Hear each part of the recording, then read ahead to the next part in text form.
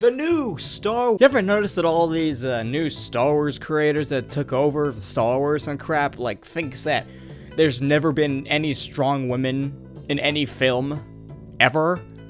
You ever notice that? Which includes Kathleen Kennedy thinking that women have never been strong ever in film. This shock has blinded us to realize how good The Last Jedi really was, even though it clearly wasn't. So today we're gonna dive in to see why Kathleen Kennedy is obviously wrong. So I'm your host, me, whatever, intro. So, let's dive into it. Kathleen Kennedy is keep introducing these new, female, super strong, independent women that, in the Star Wars universe, that basically, without character development, see why they're that strong. For instance, no one can defeat Rey. Why? Because she's Rey. No one can defeat her. Not even Luke Skywalker, the greatest Jedi who have ever lived.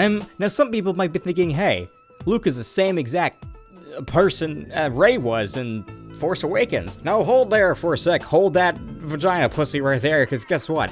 Let me just tell you something right here. Luke and Rey lived on a desert planet. What else do they have the same? They're alive. That's one thing. They're living. Well, except for Last Jedi now. They're human. That's what they have in common. Now here's the big difference between Rey and Luke. You see, Luke had tough training. Luke had a lot of training and trial and error. He thought, because he had 1 week of training at Dagobah system, he thinks he can take on his father Darth Vader. Well, that didn't really work out now, did it? He got his ass kicked and he got his hand chopped off. Now Rey, on the other hand, oh boy, she was never trained to use the Force. She was never trained to use a lightsaber.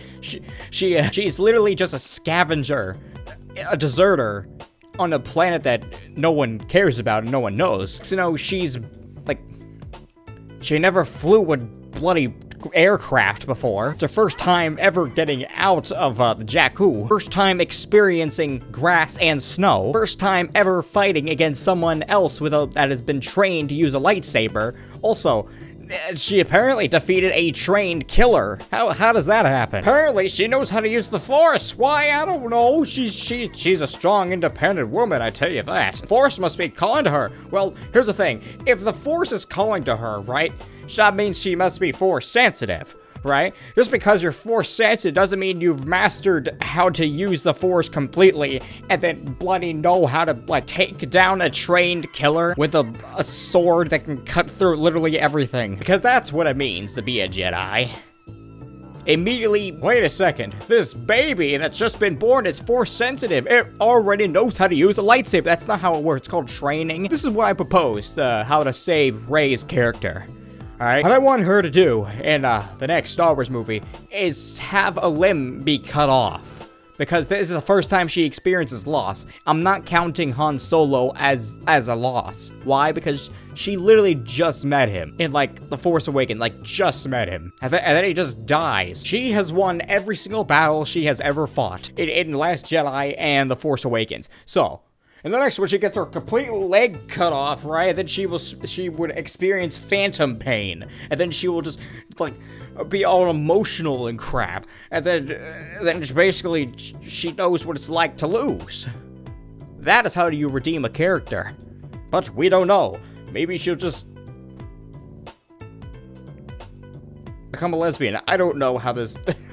But yeah, become a lesbian, that's how it works. Remember Rose, that terrible character? Not the actress. The actress is a good person. I'm talking about this fictional character, Rose. The only reason she's there is for Force diversity.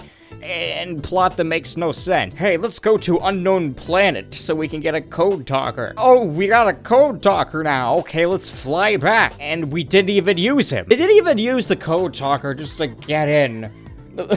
Like, go past the shields. It didn't even use it. They got this stuttering man, doesn't do anything. Stupid anti-capitalism crap that's happening. So you're like, huh, money will solve all the problems, good or evil. It's all about dying. It's about saving the ones you love. 10-year-old sexual assault kiss. Oh yeah, where's the hashtag #MeToo of Finn? You know what I'm saying? Finn was sexually assaulted by Rose. Where's my hashtag #MeToo? Just imagine if, like, the next movie, Rose is just dead. And Finn is all like, I don't know why she kissed me. I'm gay, man.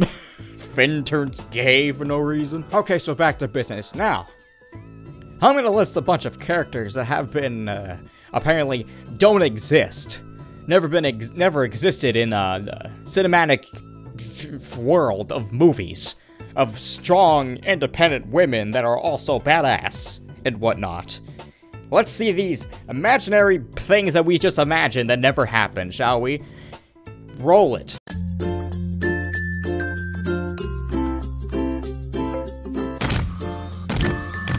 Get away from her, you bitch!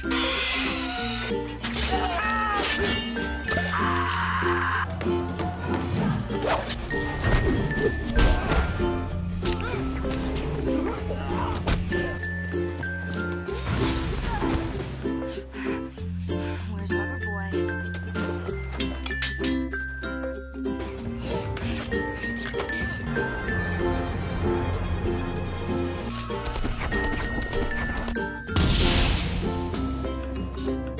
I know this hurts. Pal, did you see all those badass women that never appeared in film ever because Kathleen Kennedy and the rest of the Star Wars creators think they don't exist? Man, all those characters, what do they have? Character development, badassery, good writing. What do these ones have? The opposite. Now, I want you to all look at me straight in the eyes and tell me, am I wrong? Why do you tell me I'm wrong? Why would you listen to me? So, in conclusion, I just hope the Boba Fett movie is good.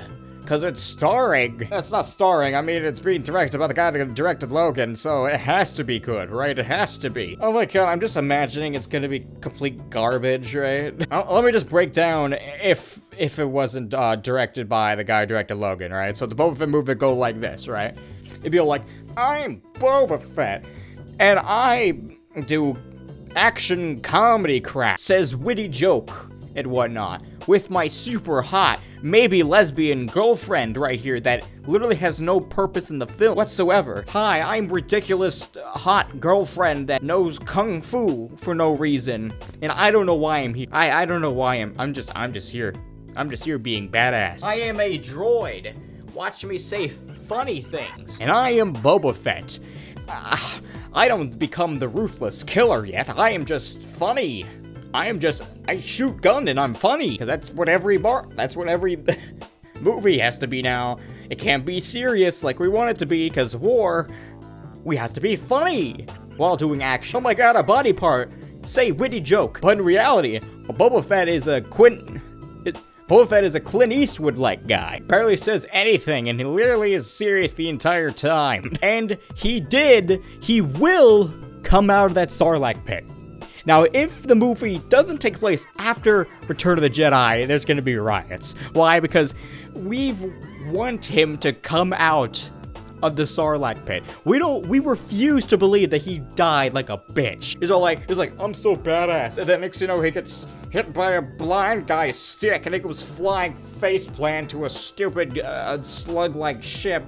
And then he falls into a vagina with teeth. I refuse to believe that happened. Because Legends, he literally got out and back in so many times. So if the Boba Fett movie takes place after Attack of the Clones or after Revenge of the Sith, it's stupid. Like, we don't want that. We already know how he got his armor. It's the Clone Wars series behind the scenes. We already know how he got his little dent in his helmet from Cat Bane. We already know about that. We don't need any more crap. We don't need an unnecessary prequel. We don't need a prequel to how Boba Fett got his green armor. We want to know what happened after he got out of Sarlacc. Okay, so you guys like this video, subscribe. If not, kill me. I don't care. See ya.